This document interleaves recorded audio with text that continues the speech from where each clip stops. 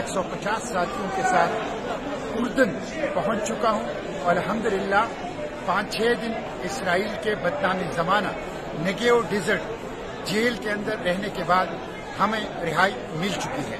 اس دوران ہمارے ہاتھوں میں ہتھکڑیاں ڈال کے پیچھے باندھی گئی، ہمارے پاؤں میں بیڑیاں اور زنجیریں ڈالی گئی، ہمارے آنکھوں پر پٹیاں باندھی گئی، ہمارے اوپر کتے چھوڑے گئے، ہمارے اوپر گنز رکھی گئی اور ہمیں بدترین قسم کا ٹارچر کیا گیا. ہم نے 3 دن بھوک ہڑتال کی اپنے مطالبات کے لیے. No access to air, no access to drinking water, no access to medication, no access to life.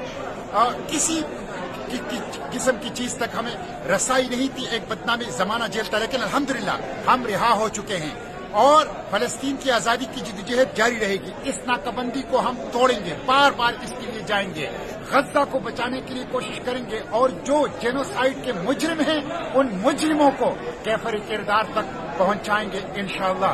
مزاحمت جاری رہے گی، اڈیالہ جیل سے اسرائیلی جیلوں تک. فلسطین کی آزادی کی جدوجہد جاری رہے گی اور مزاحمت کی جدوجہد انشاءاللہ جاری رہے گی. جلد آؤں گا پاکستان اور پوری تفصیل جو اس فلوٹیلا کی ہے اور اسرائیلی جیلوں کی ہے آپ کو بتاؤں گا. لیکن اپنی اس جدوجہد کو اقصی کی آزادی، فلسطین کی آزادی، غزہ کی آزادی تک جاری رکھیں گے. اسرائیل کے خاتمے تک ہماری یہ جدوجہد انشاءاللہ جاری رہے گی. پاکستان زندہ باد، فلسطین زندہ باد. پاک فلسطین دوستی